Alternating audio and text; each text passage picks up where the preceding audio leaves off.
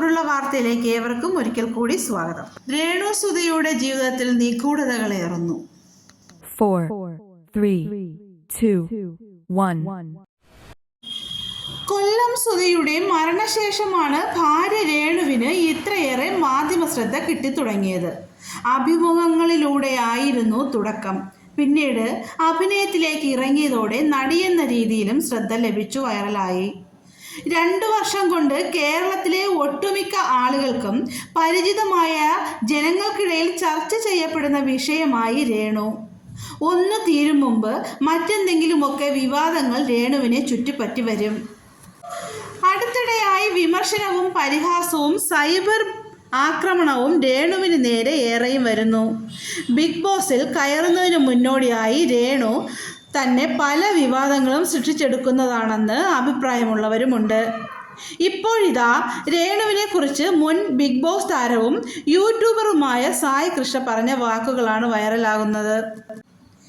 നിഗൂഢതകൾ നിറഞ്ഞ ഭൂതകാലമുള്ളവരാണ് രേണുവും സുധിയുമെന്നും ബിഗ് ബോസിൽ പോയാൽ രേണുവിൻ്റെ ജീവിതം കൂടുതൽ വഷളാകുമെന്നും സായി കൃഷ്ണ പറയുന്നു. കൊല്ലം സുധിയുടെ സുഹൃത്ത് താജ് നൽകിയ ഇൻ്റർവ്യൂവിൽ കൊല്ലം സുധിയുടെ നമ്പറിലേക്ക് അദ്ദേഹം മരിച്ച ശേഷം പലരും പണം അയച്ചു കൊടുത്തതിൻ്റെ സ്ക്രീൻഷോട്ടുകൾ കാണിക്കുന്നുണ്ട്. ആ ഫണ്ട് ചെല്ലുന്നതെല്ലാം രേണുവിൻ്റെയും കുട്ടികളുടെയും കയ്യിലേക്കാണ്. താജ് മുമ്പ് സുധിയുടെ കുടുംബവുമായി ഇണങ്ങി നിന്ന വ്യക്തിയാണ്. സുധി മരിച്ച ശേഷം അദ്ദേഹത്തെ ഇഷ്ടപ്പെടുന്നയാളുകൾ നൽകിയ പണത്തിൻ്റെ ഓഡിറ്റ് ആ പണം നൽകിയവർ നടത്തിയാൽ മതി. ഇനി ഇട്ടുകൊടുത്തവർ അതേക്കുറിച്ച് അന്വേഷിച്ചു വന്നാൽ രേണു ഉത്തരം കൊടുക്കണം. എന്നെ ഒരു വ്യക്തി കുറച്ച് ദിവസം മുമ്പ് വിളിച്ചപ്പോൾ ചില കാര്യങ്ങൾ പറഞ്ഞു. സുധി ജീവിച്ചിരുന്ന സമയത്ത് രേണുവും സുധിയും അവരുടെ ലൈഫ് മുന്നോട്ട് കൊണ്ടുപോകുമ്പോൾ രേണു ആ വ്യക്തിയെ വിളിച്ച് പണം ചോദിച്ചിട്ടുണ്ടെന്ന്. ആ വ്യക്തി ഇട്ടുകൊടുക്കുകയും ചെയ്തിരുന്നു. രേണു ബിഗ് ബോസിൽ പോയാൽ ലൈഫിൽ പ്രശ്നമാകും. ഇപ്പോഴേ രേണു പ്രശ്നത്തിലാണ്.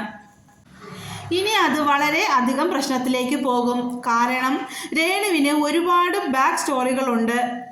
ഇപ്പോഴും സുധി എന്ന വ്യക്തിയുടെ കഴിഞ്ഞ കാലം മിസ്റ്ററിയാണ്. കുറേ നിഗൂഢതകളുണ്ട്.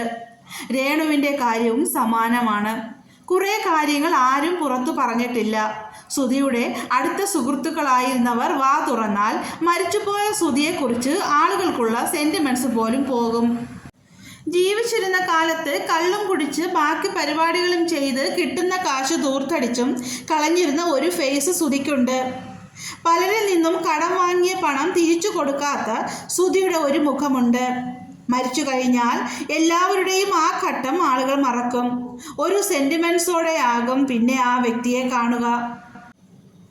ആ സെൻറ്റിമെൻറ്റ്സോടു കൂടിയാണ് ഇന്ന് രേണുവിനെ കാണുന്നത്. ഒരു ലൈൻ വരച്ച് ഓൺലൈൻ മീഡിയയോട് രേണു നോ പറയേണ്ട സമയമായി. ബിഗ് ബോസിലേക്ക് രേണുവിന് സെലക്ഷൻ കിട്ടിയെന്നാണ് റിപ്പോർട്ടുകൾ. ഷോർട്ട് ഫിലിമുകൾ, മോഡലിംഗ്, സിനിമ, മ്യൂസിക് വീഡിയോ എന്നിവയാണ് ഇപ്പോൾ രേണുവിൻ്റെ വരുമാന മാർഗം. സുധിയുടെ 3ാം ഭാര്യയാണ് രേണു. രേണുവിന് മുമ്പ് സുധി വീണ എന്നൊരു സ്ത്രീയെ വിവാഹം ചെയ്തിരുന്നുവെന്ന റിപ്പോർട്ട് അടുത്തിടെയാണ് പുറത്തു വന്നത്. രേണു സുധി വീണ്ടും വിവാദത്തിലേക്ക്.